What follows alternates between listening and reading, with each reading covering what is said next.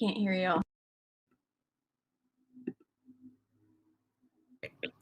Okay, now I can hear you. Thank you so much. I wanted to say I am so very, very excited to be presenting my guest here today at the Light Warriors Academy Presents. Now, Britni has called herself a dreamer. She is a self taught independent stock trader, investor, and world traveler. That's how I met Britni. We met in Manuel Antonio in Costa Rica.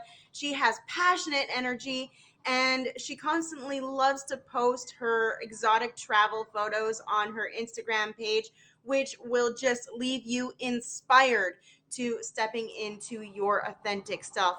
Man, I am just so incredibly aligned with this woman. Now, before she stepped into this life, she struggled with feeling unfulfilled and trapped in mediocrity. I know how that feels. She was doing the things that you were supposed to do by society's standards. She got the college degree. She had the salary job with benefits. She had a house, but it wasn't exactly what was going to fill her up. And it wasn't until a difficult life event that occurred that she found the courage to ditch her excuses and go full force into her dreams, quit her job, and become a full-time stock trader. How do I get so lucky to be able to introduce and to be able to host the wonderful Britni Rose Whitening? Thank you so much for being here, Britni.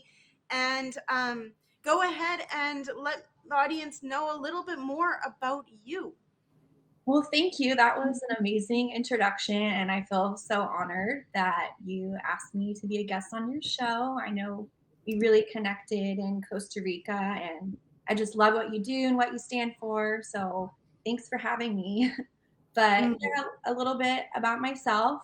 I technically live in Northern California when I'm not traveling all over the world. Yeah, I love traveling. And I guess a common question I get is how I got into stock trading, which that is, it goes way back for me since I was a kid. I again grew up in Northern California for a very average family. Both my parents worked very hard. Didn't have a lot growing up, didn't travel at all. Our family vacations were going camping or road tripping in my aunt's house in Arizona and sleeping on the couch. So that was kind of how I grew up. And I just remember in the fourth grade, my parents they bought a brand new minivan, and like we never got new things. So I'm like, wow, like I asked them about it, and they told me they bought their car with stocks. So like from a young age, I'm like, oh, stocks, okay. There's something here. My parents never buy brand new things. So that stood out to me from a young age. And then also, as I got older, my grandma is also a really big part of my life, my mom's mom. And she's has a great story too, came from nothing, single mom, 5 kids, and she ended up making most of her wealth, and she's also a very successful investor and stock trader. So although I'm self-taught, my inspiration is definitely my grandma. So yeah. That's amazing. I know my grandmother's had a huge impact on my life as well. And what an incredible journey to getting to where you are. So, what would you say has been the most challenging part of getting to your level of success today? Wow. I mean, there's two things that stand out to me.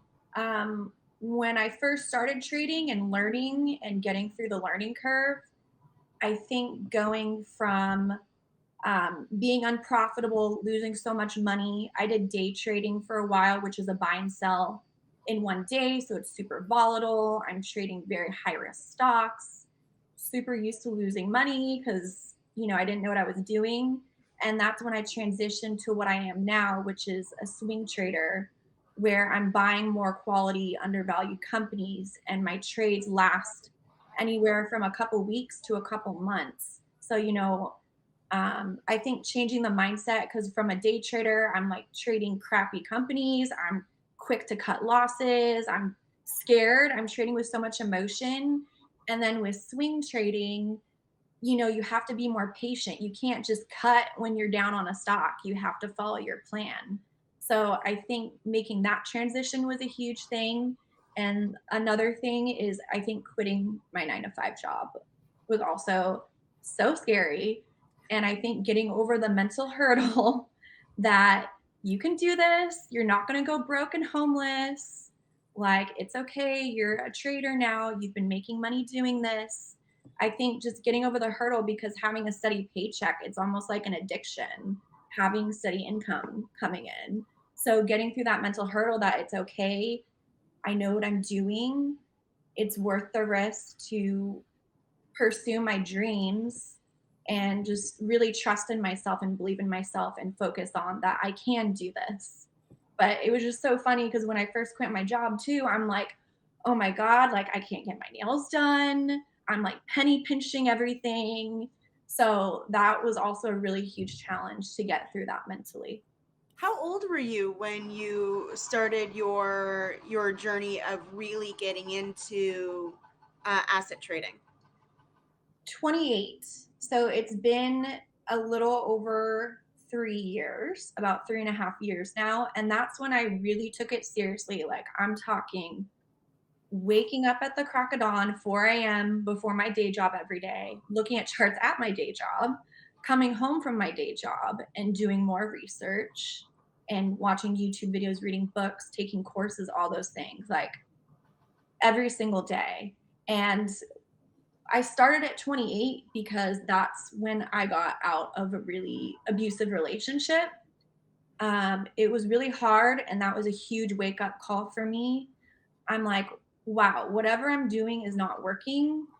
I pretty much hit rock bottom. I'm like, who are these people I'm hanging out with?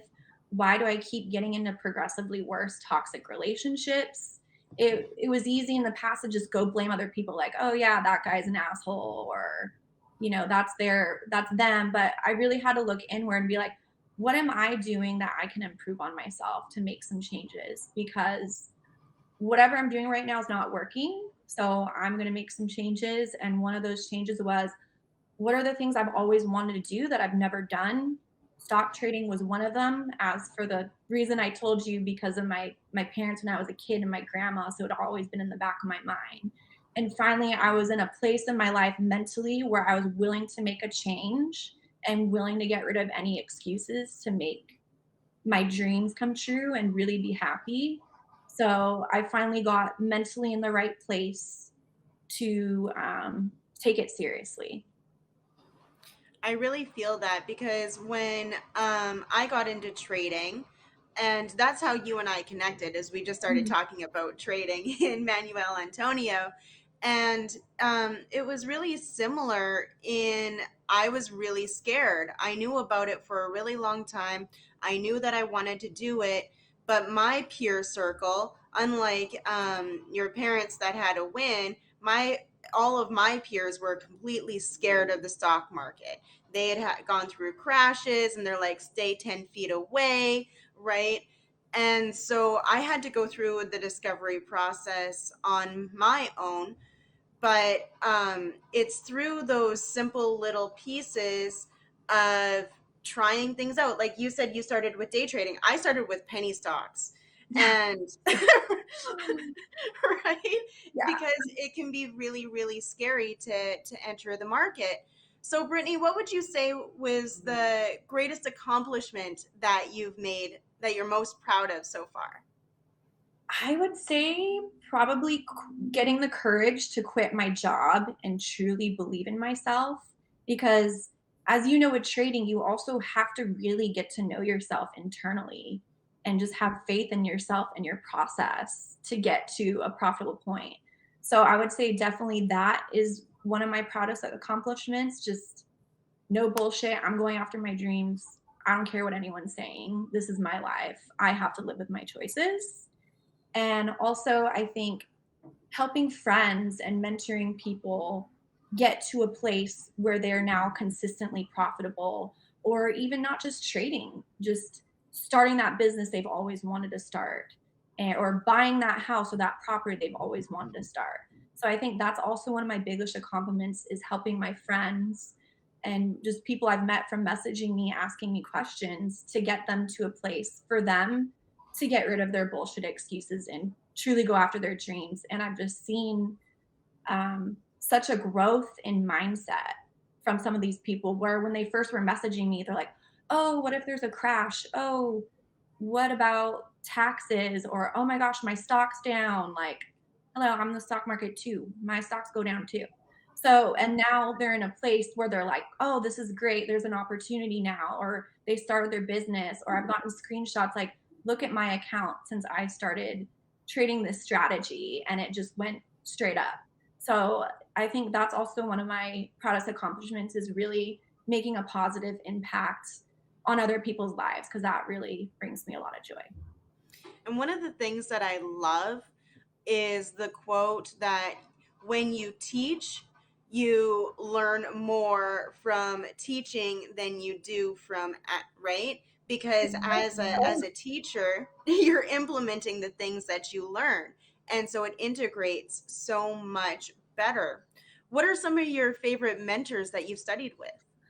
Oh my gosh. So Gerald Peters, he's my favorite. I swear to God, all the money I spent on courses, books, and I spent a lot of money on it. I come across this guy Gerald on Instagram. He's just like a blue collar dad from Texas that grew up on a trailer park and now he's a multimillionaire through stocks and real estate. I trade his strategy and people don't realize either you don't have to reinvent the wheel. I literally trade his strategy and I read his books. Oh yeah, all the money I spent, I literally paid for his book and watched all his YouTube videos. And I've been following him for 2.5 years now. And like, I've made so much money just by zoning in and focusing on his strategy. And he's super cool. I talk to him all the time. He's a tough love kind of guy, which is what I needed. Like, for example, when I'd make poor trading decisions, he's one of those people, he'll call you a dumbass if you're being a dumbass. And he'll call you a crybaby if you're being a crybaby. So I just, like, when I was getting through my mental hurdle of being so scared of trading to moving on to swing trading and being confident in myself, he had a huge impact on me where, like, I remember we'd be in the same stocks and I'd cut my losses the day before and the next day it went up and he'd be doing an Instagram live. It's like, whichever of you cut your stock on this and DM'd me crying about it, like, you're being a coward because look at it now. And I'm like, dang, he's right. Like, he's so right. And now when I make decisions, I'm like, would Gerald call me a crybaby right now if I did this? And it's like, yes. Okay, I'm not doing that. So he's really made an impact on my trading. Oh, that's so good because Yeah, I know I've been there. Sorry, go ahead. yeah, everybody should follow him. But no, go on. I'm listening. Yeah, no, I'm totally going to take notes of that. That was Gerald.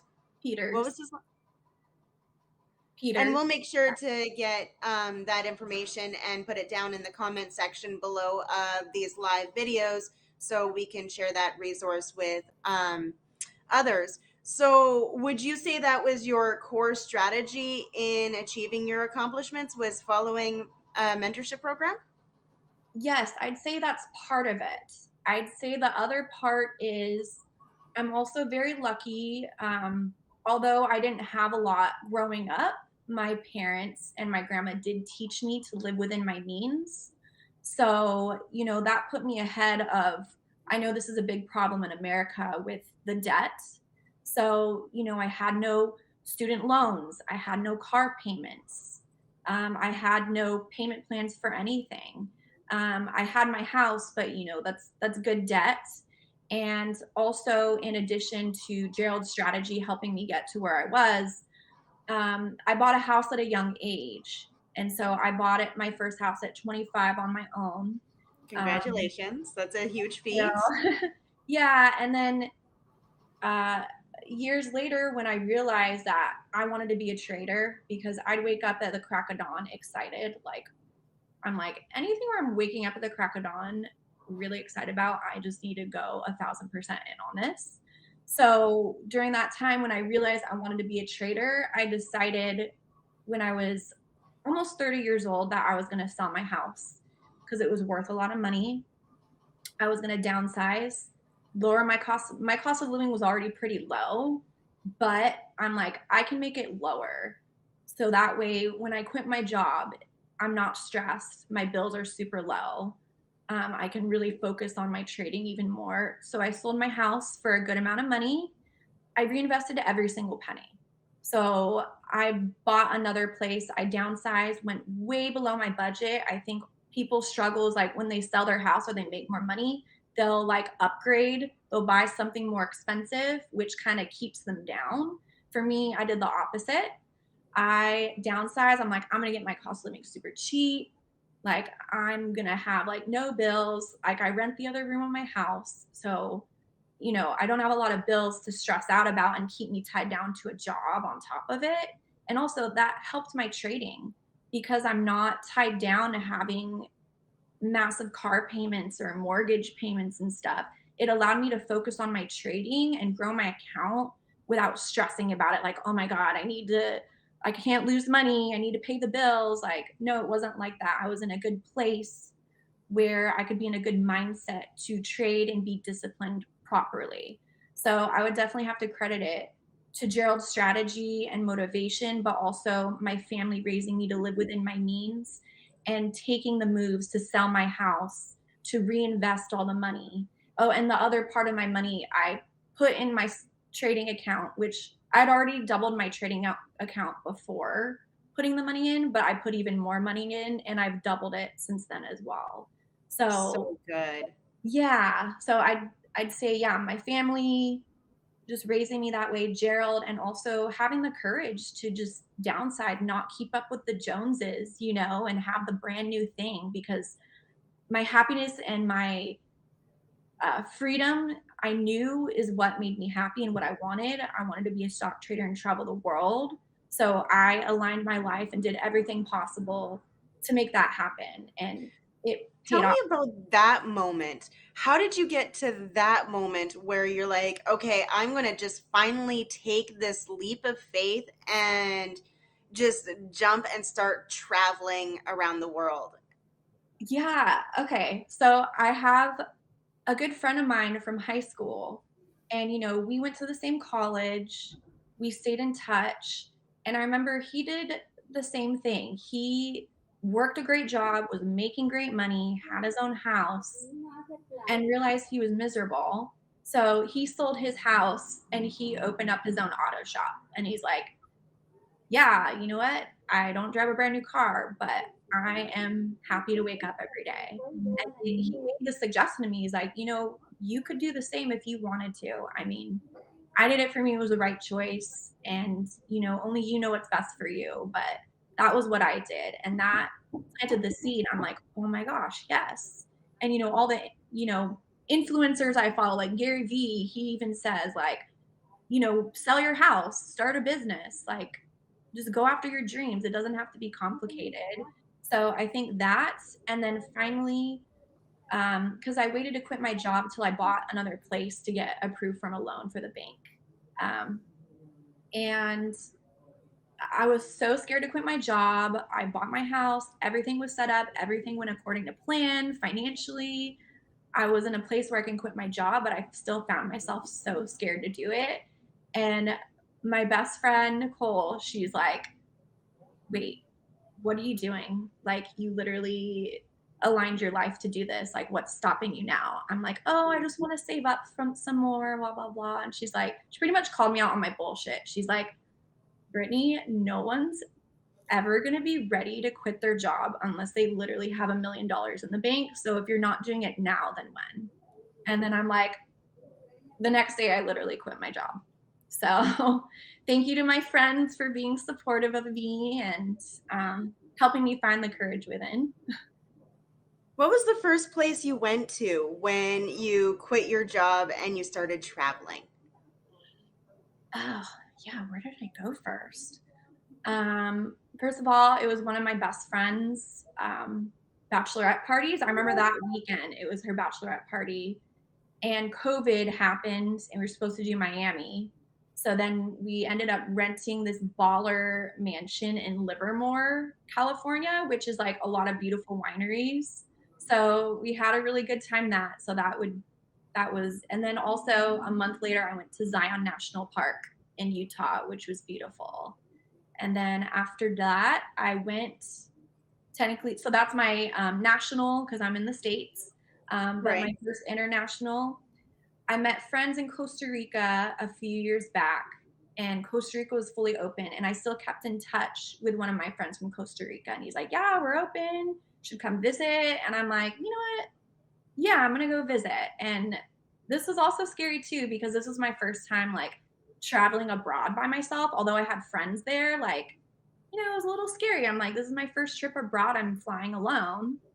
But once I did that, that kind of like sparked the solo traveling nomad in me. I'm like, wow, this is what I've been missing out on. Like, I like almost never want to make plans to travel with people again. So, yeah, my first international trip that kind of sparks the nomadic lifestyle was going to Costa Rica when a friend said I should go down there and visit. That's amazing. So I had met you just kind of fairly shortly after you'd begun your international adventure. You did. And you've been, what, to 3 or 4 countries since then now? Yes. So actually, when I met you, that was my third trip to back to Costa Rica. I just kept Very like, cool. I'm like, oh my gosh, I haven't seen enough. I need to go back. And I'm like, wait, why am I staying for this short amount of time? I can do whatever I want. And that's where I'm like, okay, now I need to go and I just need to stay. So I've been to 4 countries this year so far. So Costa Rica, Colombia, Panama, Mexico, all over Mexico. And in 5 days, I will be in Europe, Croatia, and Romania. And I actually plan to go back to Central America later this year. So, How many countries do you plan on stamping into your passport before the year ends? oh, at least a more or total for the year. Yeah, I guess, well, you've already done 4, so how many more for the year? At least 3 more. I'm going to go That's 4 more amazing. at least. Yeah. And you've been able to create this entire lifestyle because you listened to your intuition, you took the wisdom from others, and you took a leap of faith on yourself to do something that you truly love in a way that you love to do it. I'm in absolute awe of you, and I know that the audience is as well. We're still learning about getting my comments here, but I do see that we have a shout out from the HAPS team congratulating us on our interview here. So, Brittany, what would you suggest would be 2 or 3 suggestions against failure, hedging against failure in this realm Yeah. of work? So I would first say to not be afraid of failure. I think failure can actually be a good thing. It guides you in the right direction.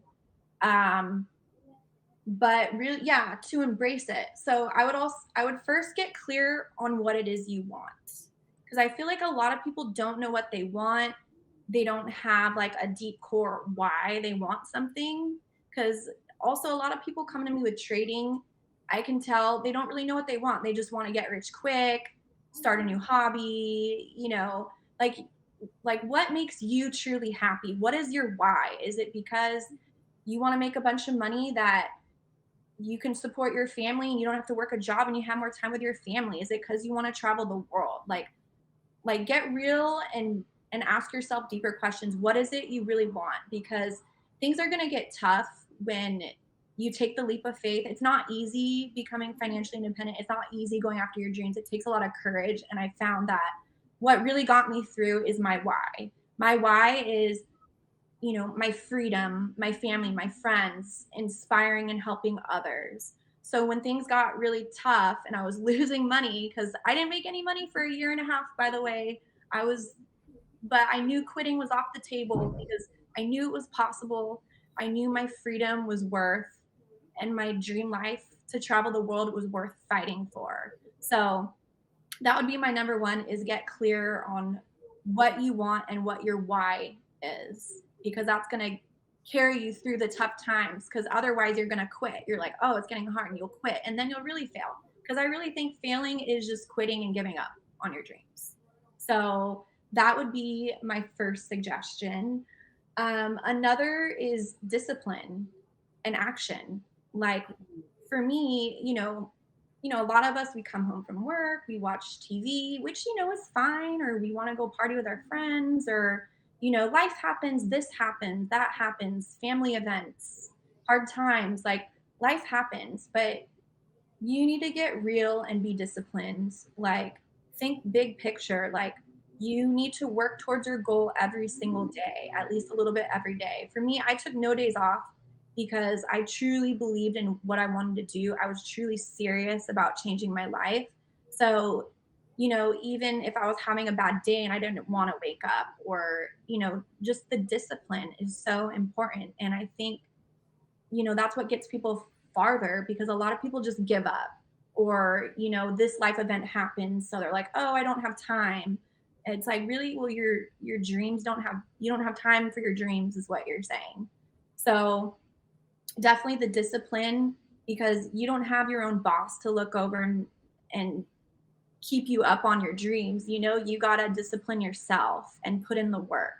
So I'd say second, discipline. And then third is, once you do find out what you want and something that works for you, and what you want to pursue, go all in on it. Because I think a lot of people, they want to do a little bit of this, they want to do a little bit of that. Like, for example, with trading, people come to me, they haven't even mastered equities, and then they want to do forex, and then they want to do options, and then they want to go do this, which, it's great, you want to do all that, but to master something, I think you should really focus on one thing at a time and become the master of that, because that's what I did. Like, I was not making money, I was trying a bunch of different strategies, trying a bunch of different things, and then when I found Gerald's strategy that worked for me and my personality, like, I went all in on it. That's all I traded. That's all I studied. I started with a small account practicing. I'd watch his videos every single day. I'd watch hours of his videos. I'd watch the market every day. Like, I would just focus on mastering this one strategy.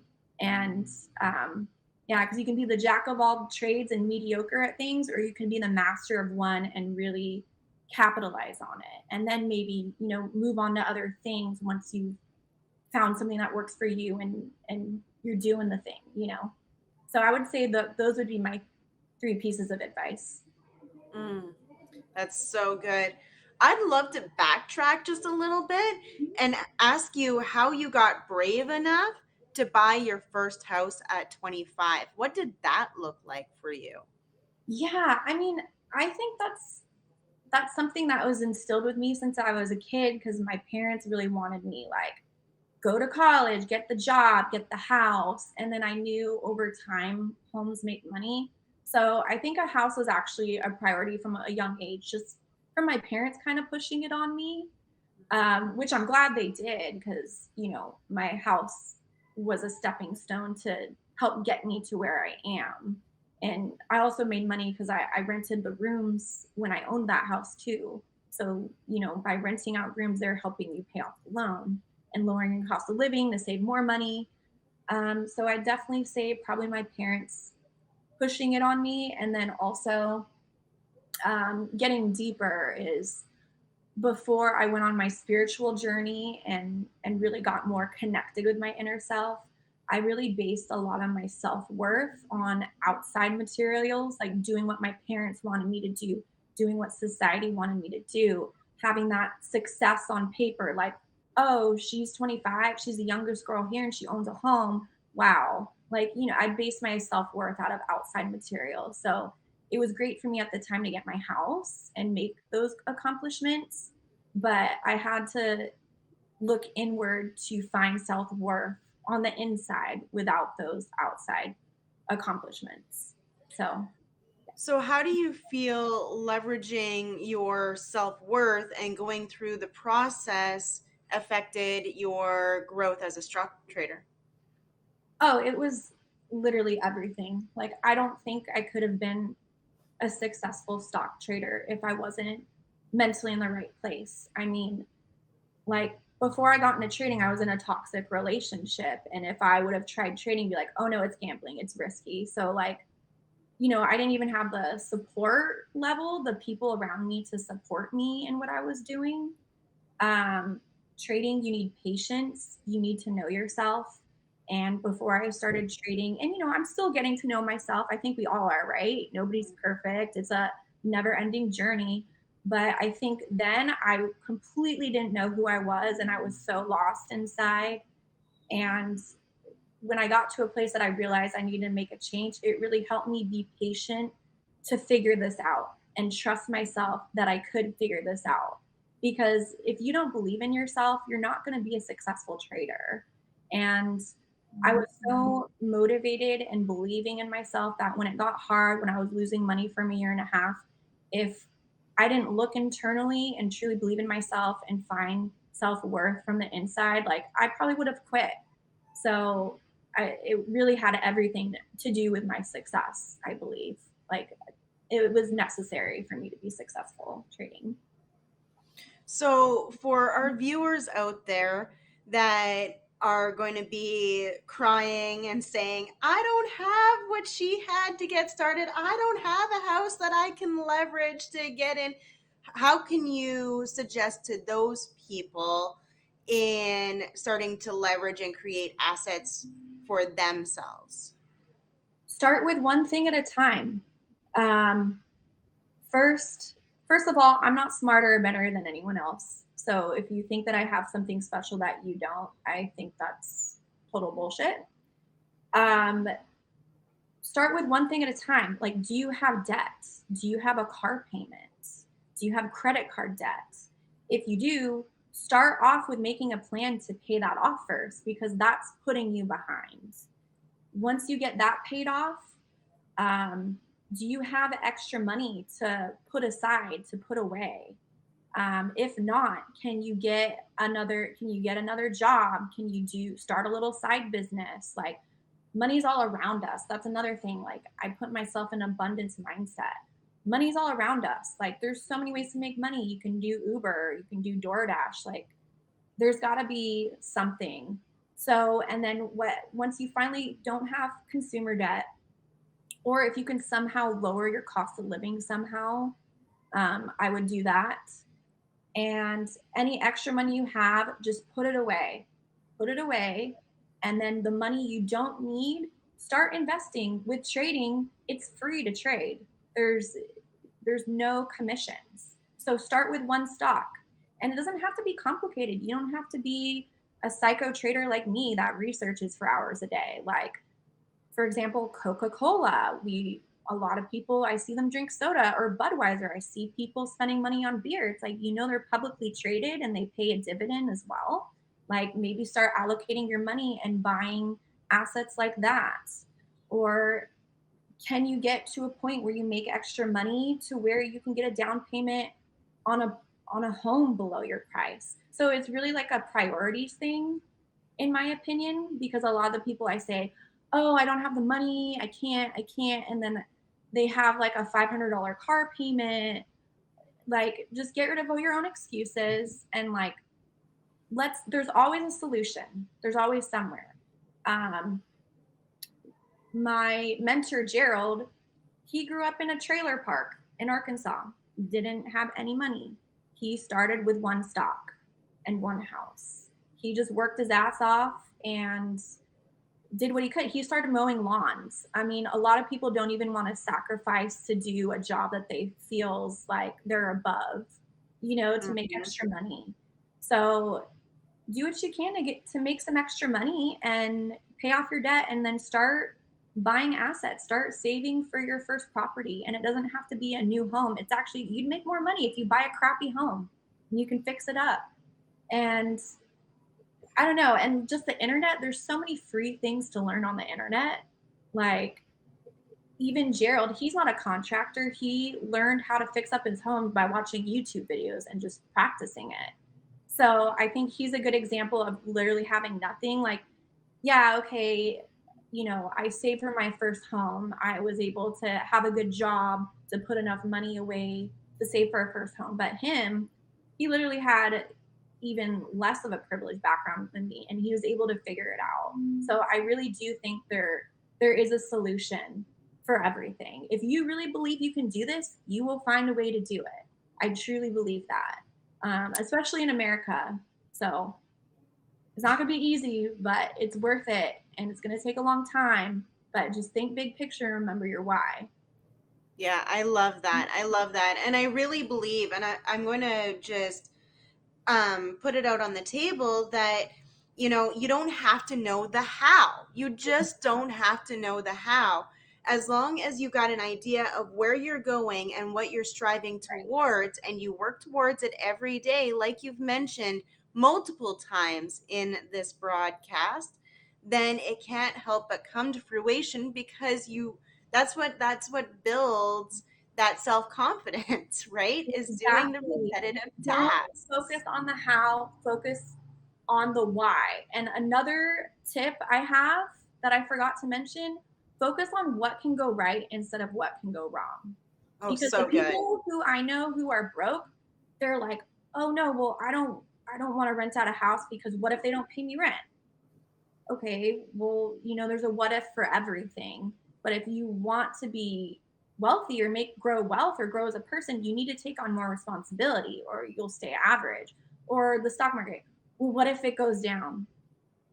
Good. It's a better opportunity. Good. That's Like, right. Buy low, sell exactly. high. So, and then that's another thing too. Like, I can already tell when someone's in the wrong mindset when they message me, they're like, what about the taxes?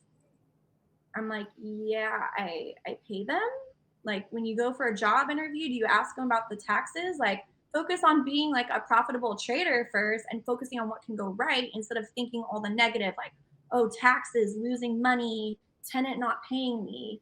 And those situations are usually very rare. Like, for example, the stock market goes up 71% of the time. And I think big crashes only happen like once every 7 to 10 years. So you're focusing on a very small negative thing, and you can be making money right now because the stock market is going up right now. And I guarantee when it goes down, you're not going to have the mindset to buy when everyone around you is freaking out. Yeah. Um, so I think definitely focus on what can go right because too many people focus on what they don't want and what can go wrong.